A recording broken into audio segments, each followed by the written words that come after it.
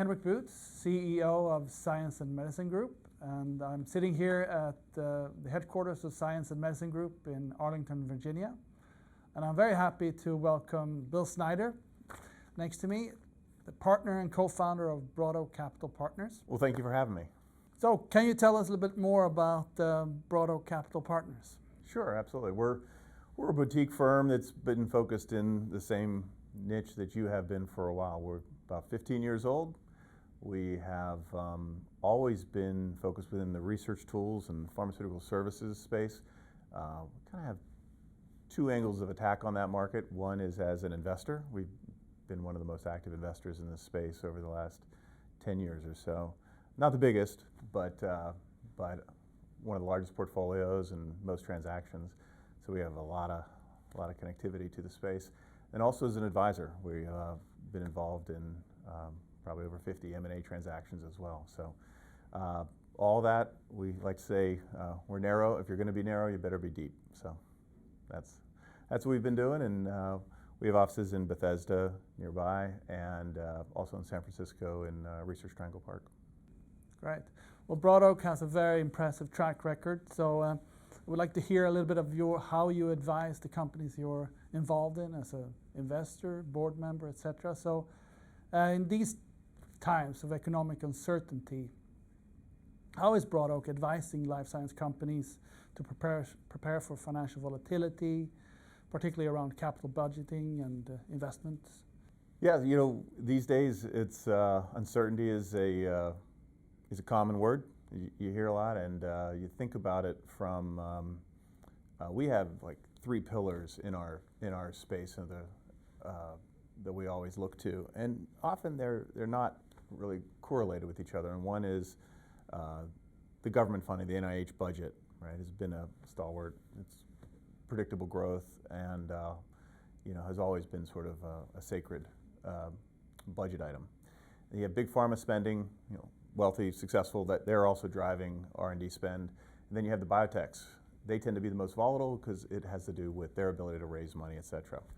This is one of the very few times that I've actually seen kind of all three under some level of uncertainty, or a high level of uncertainty, and certainly NIH being typically the one that offset. So when investors can manage risk, but uncertainty is a tough one. So that has been an important theme for everybody, big and small, in our space. And I want to reflect on that. So we do at Science Medicine Group, we do this survey with the Market Pulse, where we interview labs around the world. And we have seen noticeable shifts in budget allocation, but also in terms of uncertainty, particularly. Are you seeing more conservatism in instrument purchases or delays in procurement from your end? Yeah, and I think we see it a little bit with people who are maybe involved in the SBIR grant program, so they would have that element. But more likely, we're seeing the impact coming from the way this uncertainty has affected investors, right? So we focus in the private markets, and the private markets are having a tough time with companies raising additional rounds, and even the VC funds themselves raising their next funds. So when you, with a large percentage of the companies in our space unprofitable, in order to control your destiny, you need to either know where that financing is coming from, or make sure you take the capital you have and you make it last. So that's the impact. You're seeing people coming back or dialing back some of their operating expenses various ways and purchases, and they're seeing that coming from their customers, so they're trying to. I think it's mostly stabilized now. I think that it took a little while for us all to adjust to it, but I think most people, hopefully by now, have made those adjustments. But everybody will be careful when it's time to ramp back up, because nobody likes to go through the downsize process. So what advice are you giving your portfolio companies then when it comes to managing growth amid unpredictable cost pressures, labor, supply costs? Well, the financing strategy is a big part of it, and so the advice tends to be that don't rely and forecast on growth in a market that is struggling with that. You got to do your work to figure out the pockets of growth. You cannot assume just because you have raised capital and hired a commercial team that you're going to see growth in a top line when the largest players in our space are struggling to do more than 5%, right? Like that's where we, I think our advice is trying to be rooted in the kind of the reality of the macro situation, which is hard because entrepreneurs are optimists by nature. Which is great. We need them to be. And you mentioned a little bit of the macro environment here. As a follow-up question to that, what impact do you see from current and new regulations, proposed tariffs? We have the changes in FDA and NIH. Mm-hmm. How does that impact M&A and valuations from an investment in the life sciences? Well, I think I'll start with like the majority of the politics of, don't have a direct impact on our market, but there are some things that have come up at the FDA, the NIH, and with tariffs that will, and it will affect different companies very differently. So let me kind of go through those tariffs. In our world, we tend to invest in smaller companies that are more domestic oriented. It's probably going to be a positive as this is more of a threat to somebody who doesn't have a presence in the US and their need to some extent stay out of the headlines, another extent to get ready for sort of a new, call it tax regime around the globe. And so setting up a facility in the US or acquiring a US-based company might be a quick way to solve that problem. So I think there's a benefit on the smaller side. The bigger companies have spent years building their infrastructure and their supply chains overseas, and those are tough decisions now to figure out whether this is temporary or they need to rethink that. So we're definitely seeing the impact in big dollars in the bigger companies, but in terms of the majority of companies, it could be a positive for U.S. business. Within with the NIH, the interesting thing is definitely the budget is, you just can't expect it to be growth. It's become a less relevant part of the market. If you look at their growth has been less than the overall growth of the market, and therefore it's become a smaller share of total demand, if you will, but it's still the biggest single customer. So always relevant. But maybe over time, though, I think it's pretty clear that it's going to be hard to rely on that as a growth source for companies in our space. Still $40 billion is a lot of money, no matter how you look at it. But from the second order effects, it's potentially going to be shrinking. The two things, that there are, new administration comes new priorities. And so we're definitely seeing things that are focused in vaccines or mRNA as being a lot of headwinds, right? Just being able to tell their story in the face of what other headlines are. Or raising capital in those areas, that's tough. But there's a whole new area, which I'm happy to talk about, which is the rethinking of animal data and non-animal assay data being submitted as part of clinical trials. That's probably the catalyst that market needed, was to get a government position, a sort of regulatory position on it. And I forgot the last part you had asked me about. Oh, the FDA in terms of. Yeah, the FDA's commitment, the words are that they want to see more drugs approved, less of a regulatory impediments, focuses on advanced therapies like cell and gene therapy. These are exactly the words you would want to hear if you're investing in this space. Those are the growth areas, and there's clearly the most innovation is happening in those areas. But at the same time, the same companies who are making those are concerned about other issues with respect to drug pricing and most favored nations issues, which don't affect typically the smaller companies, but go back to my 3 pillars of the market. The wealthiest, oftentimes some of the the most sort of companies that are very profitable are having other attacks that are likely to trickle down. But our assumption is that's not ultimately a threat. I mean, that's something they can handle. Having an FDA that is kind of on board with getting advanced therapies through the pipeline, that's great news. And as it sounds like there's a need for more private funding as other sources decline due to some of what you described. So we found, of course, all the big players, they're using a lot of market research, and Science Medicine Group is a provider of that. How do you see third-party data in terms of market research can benefit smaller companies in terms of raising funds? Yeah, well, one area, I'm not surprised you asked that question, but one of the areas where we don't see it being used enough is around product launches. When you have a smaller company, oftentimes their entire fundraising and their whole story is about, I have a new thing that the market really needs. And they tend to back it up with more anecdotal data. And I assume you've had a similar experience where you're seeing, they could raise $20, $30 million and they're not spending, a fraction of that to make sure that they get the launch right. Like, this is the grand opening of a restaurant, right? You've got to get it right, because I'm sure there's a lot of robust projections behind that. So you wouldn't want to stumble out of the gate. That's one area where it's just not the way small companies, I assume big companies probably have a lot more of a sophisticated machinery around that. And I'm sure they're all clients, but in the smaller areas, I would think that's a big one. Because that timing and being able to get that launch right, and then if you're raising more money later, this is all, it just kind of flows, it flows naturally. And we've used your products in the past for diligence and encourage some of our companies to use it. It's just the ability to get access to, for me, my background, I've been in this field for a while, but I'm not a practitioner, right? I don't use the products. For me to get access to 100 practitioners and get quick feedback on that is better than, calling a colleague that I've known for years and say, hey, what do you think about this? That's one opinion, and probably somebody who hasn't held a pipette in years versus people who are, doing this every day. So that's always been unique for us, unique tool for us to use and think about.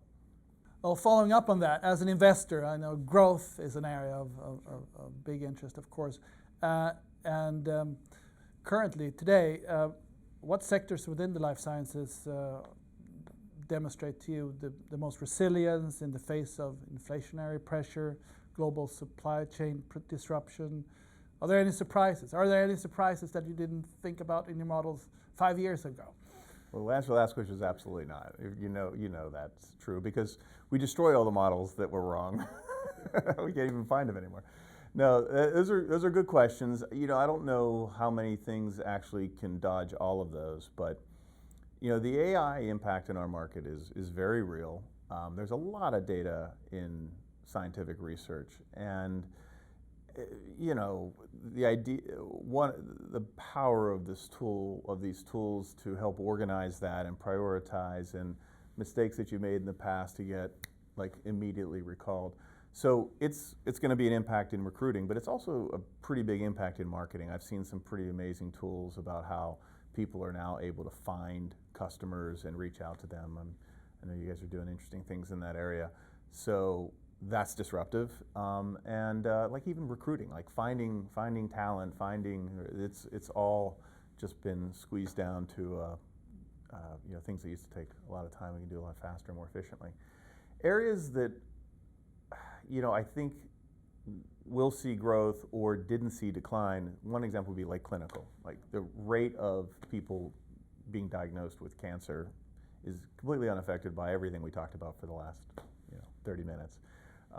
And so for our portfolio companies that were targeted to that market, we saw a more consistent flow of revenues and demand. There might be less people willing to buy new equipment in a lab, but again, the demand for the tests and the assays is going to be more stable. Another area is this, what's happening with precision medicine. It's a term that's been around for a long time. You're seeing a lot more. Some of this is the data generated, where a pathology lab maybe used to be a boring business, but now it could be a training model for AI that would really change the way care is delivered or patients are found and diagnoses are supported. So that's there's plenty of capital and demand going to that side. We see that's going to lead to more types of molecular testing, the sort of NGS in that area, as well as just in general all the other tools. And we've seen some pretty nice innovations in that area. Gene editing is an interesting one. This is one that's probably a more investable opportunity for us than most, because it has been really hit hard in the capital markets. So companies have raised lots of money and a lot of promise, and the investments have done poorly. But in the clinic, it's made great advances. It's rare to find that opportunity, right? Typically, it's often for the market to be out ahead of something, but usually in this case, it feels like it's gone so far, it's fallen behind. We're seeing in the cell therapy and gene therapy modalities, gene editing is a big part of it. They're finding new ways to deliver, new ways to QC it, more standardization around it, allowing for more progress in the clinic. But meanwhile, the perception is it's a bad market because, frankly, it's a little smaller than people thought. Is one of the issues, right? They got first-gen products onto the market in a CAR T that were really clunky, but they worked. And so the second-gen product's probably going to work better. It's probably going to be less expensive to make. But now you have all these companies that are worth a lot less than they were when the first gen was coming out. So that's something we're really got our eyes on, whether it's as a service play or a tool or a reagent type play. And the last one would be, this goes back to changes at the NIH. There is a new division within it. There's a new prioritization. There's a new budget for getting into non-animal testing. This has been a long time coming. And we'll continue to do testing on animals for toxicity. You're trying to measure efficacy in humans. But one area they highlighted was in monoclonal antibody testing. And it makes sense. You're using like a human immune system to try to treat a human. Why is an animal really even involved in that process? But it was essentially mandated in a practical sense. And so to be able to come out and kind of go with more direct spheroids, organoids, these areas are going to grow quickly. It's a relatively small market, but the overall idea of predictive toxicology is a big market and has a lot of value. So we see that as an area that's been underinvested in historically. It's going to probably never kind of go back to the old ways. So it's here at Science and Medicine Group, we collect a lot of different market intelligence and data, and our clients are constantly requesting new insights. From what you've been saying, from what your experience now looking to the future, what are data points and insights that you're looking for? I mean, we're still being careful because of the capital market. So our number one thing right now is to make sure there's a capital efficient mindset in everybody going forward. We all know this market will turn. The first part of it, the data that we'll look for, it'll be when the biotechs are raising money again. In that capital markets, that's the driver. When they're having access to capital, they're spending on the most innovative areas of our space, and that always works itself through. The NIH could take a while, and pharma, they have the money and the resources. I think we're not as worried about that as one of the pillars. So within that, waiting for that to happen is a major theme. How do you spend your time and your money while you're waiting for sort of the tide to rise? It's this efficiency idea of how can we get data more effectively, more quickly? What exactly are the customers looking for? We don't have the money to, fail once and then try it again because the markets are just going to be unforgiving. So our advice is get as much data as you can up front, hit the bullseye on your first try, and and have reasonable projections as you go forward. I think if people do that, and it takes time to get product market fit, but when you get it, and again, as a background, our market is ultimately growing, right? The need for healthcare and new tools and more efficiency within the drug development process is undisputed, right? And so some of this is just about being able to stay in the game and be be careful about how you're playing it. Great. Well, we've always appreciated your optimism about the marketplace and I'm right also, half the time. And I want to thank you, Bill, for stopping by here at Science and Medicine Group, and we'll hope to see you around very shortly again. You got it. Thanks for having me. So thank you for listening, and if you want to learn more, please go to scienceandmedicinegroup.com.